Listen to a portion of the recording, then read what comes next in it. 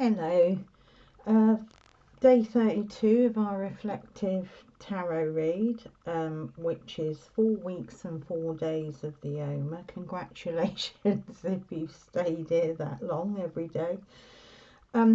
Today it's Netzach of Hod, which is our seventh and eighth Sephirot on the Tree of Life, which the tower sits in the middle.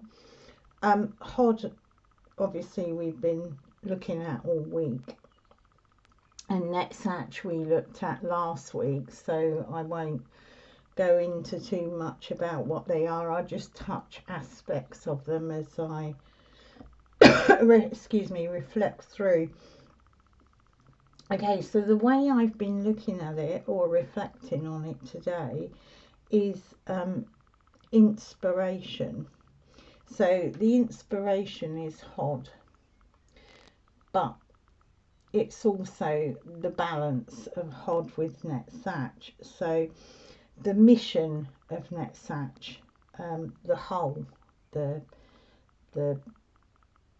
all that is, source, and the unity, love and peace. So I'm looking at a surrender, humility of Hod, and also that kind of commitment and resolve and resilience to something larger than ourselves, really.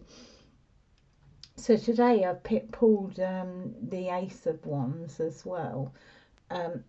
Now the aces sit up in Kether, which is the uppermost Sephirot of the tree.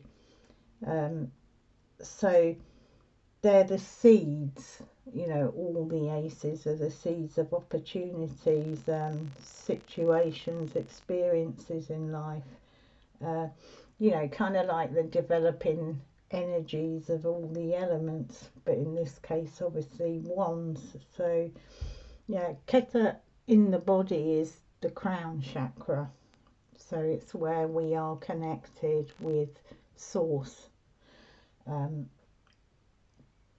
Yeah, and it's also the Sephirot. Kether is a Sephirot through which all the energies and light emanate from. So it's down from source.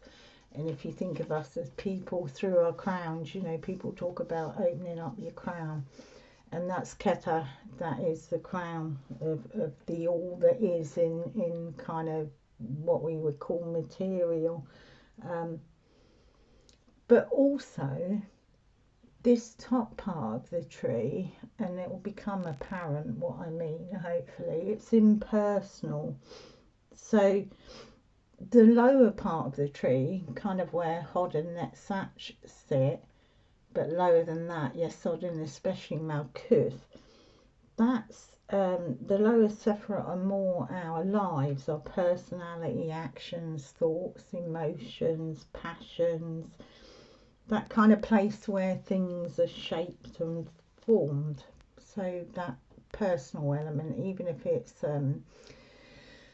because Hod and Netzach matched, as I said before, in biblical terms, it's prophecy, but the way I look at it, it's kind of the you go up into Yesod and here and the heart, and you're talking about download from source, you know, so clairvoyance, anything where you're tapping into the astral plane, really. So it also includes all that. So it's a place we're shaped and formed, but as we move upwards through the spheres, especially when we go Sephirot and above, you're talking of those spheres being impersonal. You're talking about energetics. They're about the all, not about us personally. They're about the all. So it's interesting when the aces, the seeds, are not personal, they're about the all. So they're kind of the creative seeds. I mean, Kether really is the one, you know, the kind of first not the absolute emanation, but kind of like a first emanation. So they're creative seeds um, within life, and they're offered via these aces. You know, all the aces have the hand from heaven coming out, so that's the kind of symbolism of them. So looking at Netzach and Hod from this perspective, I reflected on two stories that actually kind of bring you emotion. Well, they bring me deep emotion, but they also bring a kind of awe and inspiration, these stories. I found them, I find them, still find them years later, deeply inspirational. One is from my experience, what I experienced personally, and the other was national news stories, but both of them are from quite a few years ago. Yeah, so both of the stories demonstrate people in the middle of a tower moment, more than a tower moment, that path between Netzach and Hod. But these two people showed a stunning balance of the surrender and humility of Hod, and Netzach, they showed the commitment of Netzach, you know, to something bigger than this personal tower situation.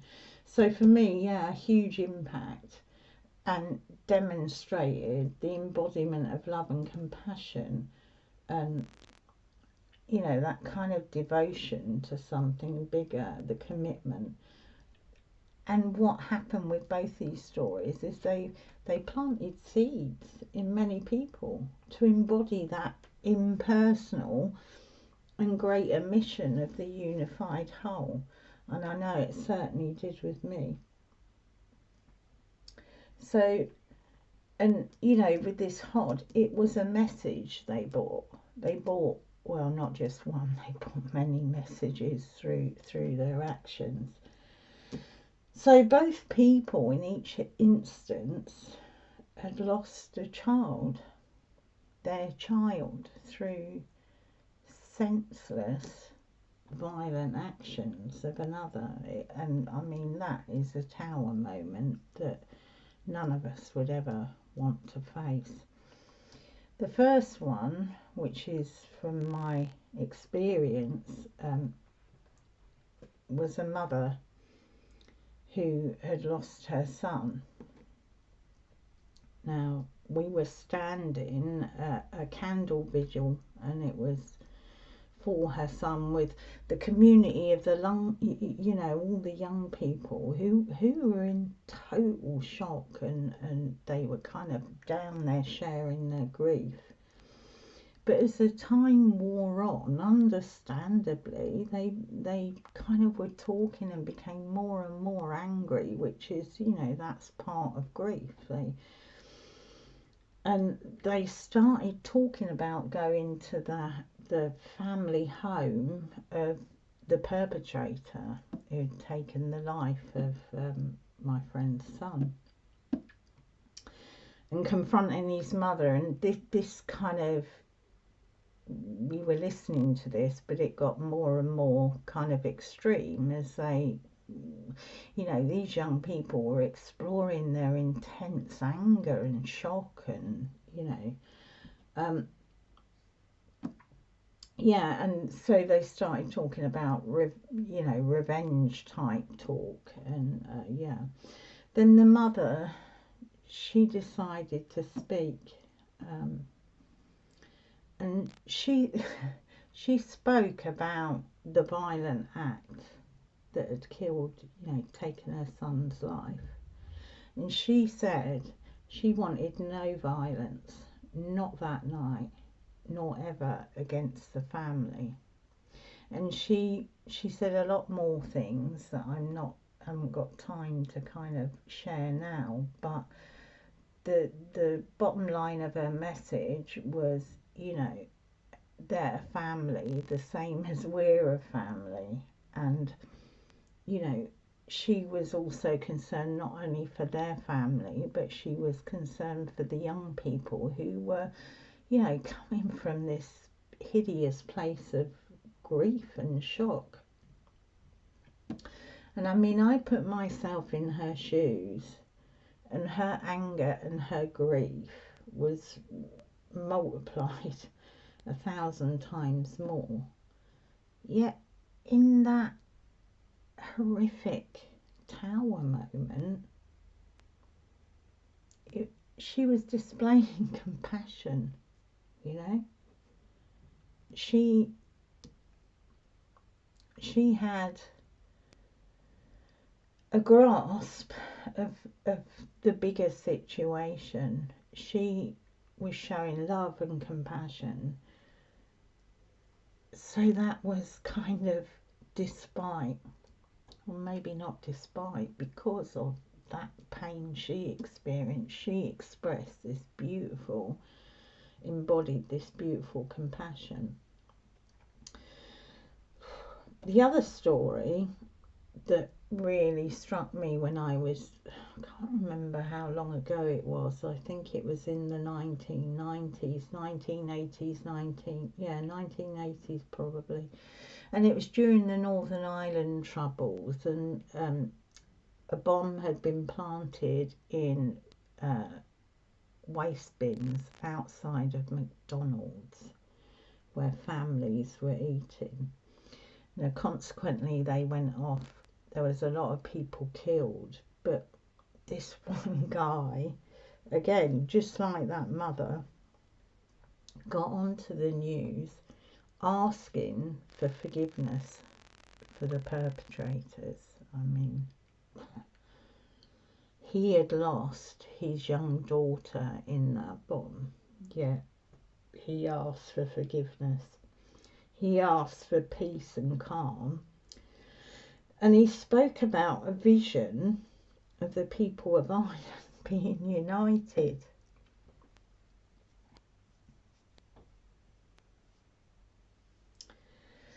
I mean, these are very impactful, moving stories. Still move me now, as you can probably tell from my voice. But they're two stories among so many stories, you know. But for me, the messages in these circumstances hit your heart and soul, and they're like a healing balm from source itself. I mean, I know during that candle vision, people calmed. They had such respect and such, you know, a lot of love poured out after that. But what it's done for me, it's repeatedly made me look at my own reactions during tower moments that were nothing like that, albeit difficult, some of them, nothing as severe as those two people, you know.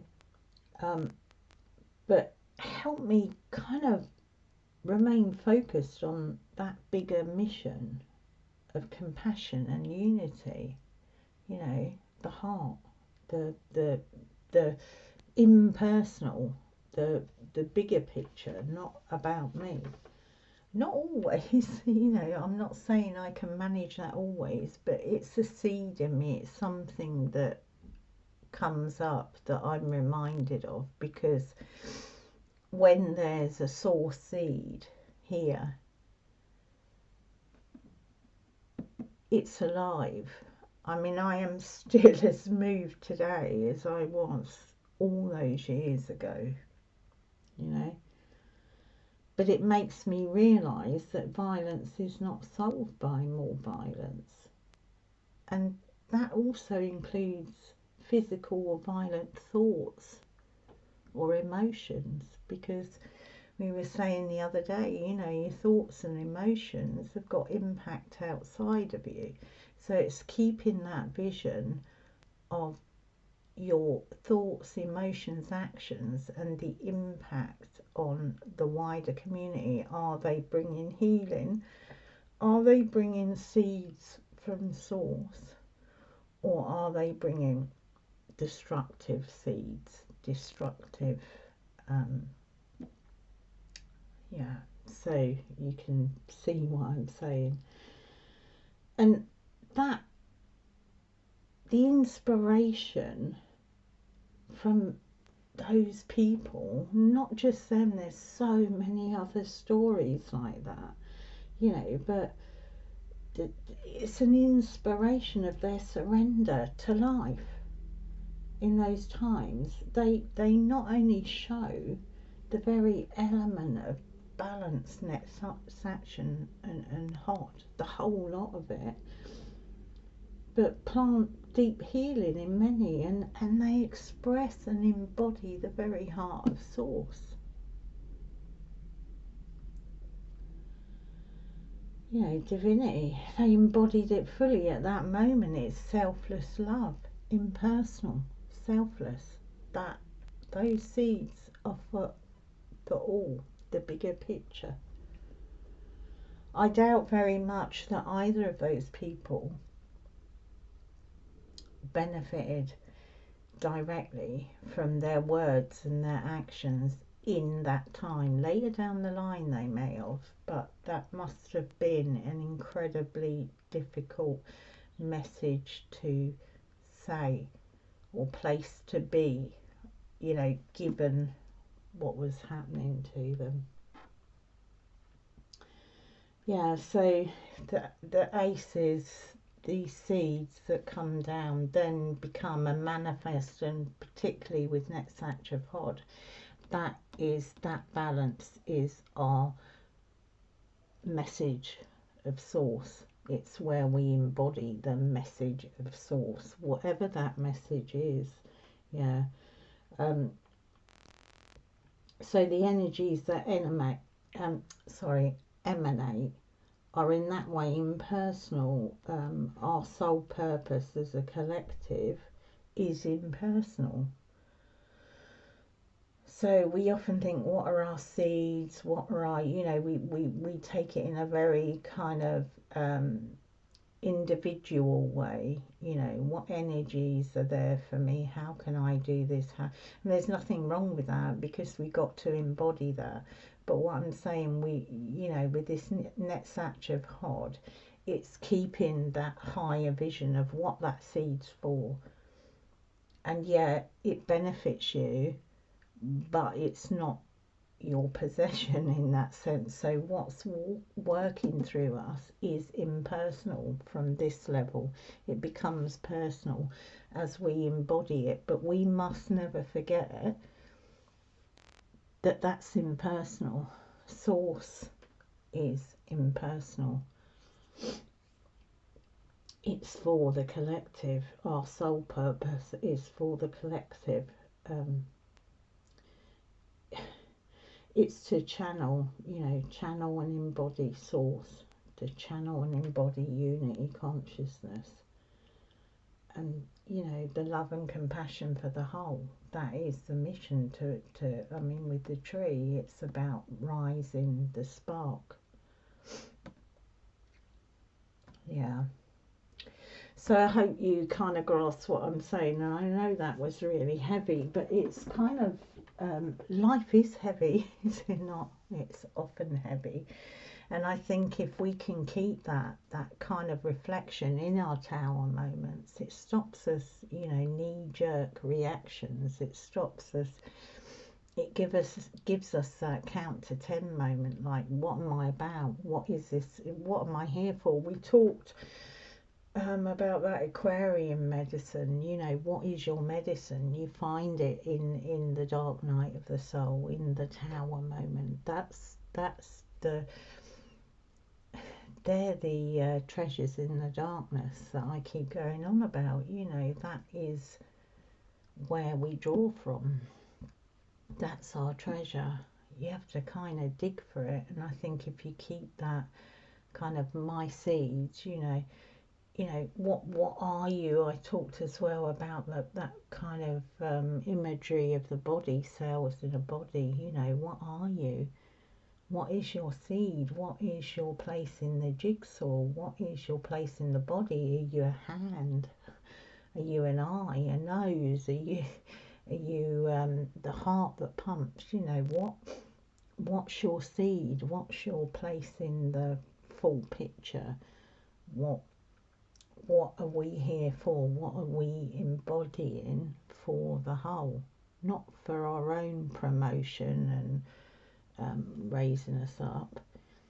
And it doesn't matter where you're acting that out, whether it's, you know, whether it's within your family, within your neighbourhood.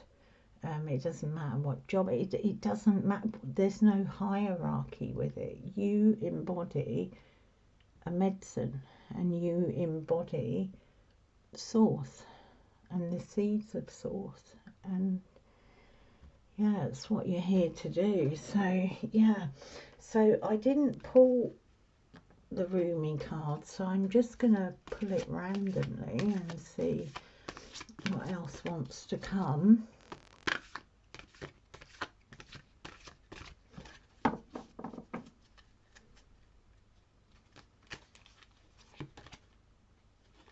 Yeah, Cosmic Heart. I'll have a look at the book. Cosmic Heart, look at that, beautiful. That reminds me of, you know, the tales people say of near death. Cosmic Heart. Tunnel of Light. So number 8. I'll read you Rumi's words because I cannot remember. I was dead. I became alive. I was tears. I became laughter. The power of love arrived and made me everlasting power. I have seen everything. I have no fear. I have the heart of a lion. I shine like Venus. I hear it and weep in sublime reverence. I bow to this living, beating, loving heart of the universe. It echoes throughout all of creation. Once, some time ago, I was deaf. I had not heard one true sound, much noise but no truth. So I believed in many things not worth believing in. Then in a moment of my crisis that cracked my heart open, I was given a gift. Though I felt fear and confusion, a gift came to me more powerful than those temporary ailments. The gift was the ability to hear the sound hidden beneath all life. I heard it, that sacred sound of the beating heart of universal love. Now I know that belief in unworthy things like fear and doubt is lunacy. Even my loneliness become unconvincing to me. We are animated by this living heartbeat, part of life that is sustained by it. You and I, the planets, the birds, the fishes emerge from the great source because of this beating heart of the universe. It pumps life through our veins. What proof of this is needed? You live. That's the proof. I hear it everywhere now. It's become so loud, louder than any word of fear. It resonates through my soul and eclipses any tremor of anxiety. Cosmic heart, source, universal heartbeat. We need to hear the sound of life in that sense. I'm going to leave it there. That's a beautiful note to end on. All right, lots of love. Bye-bye.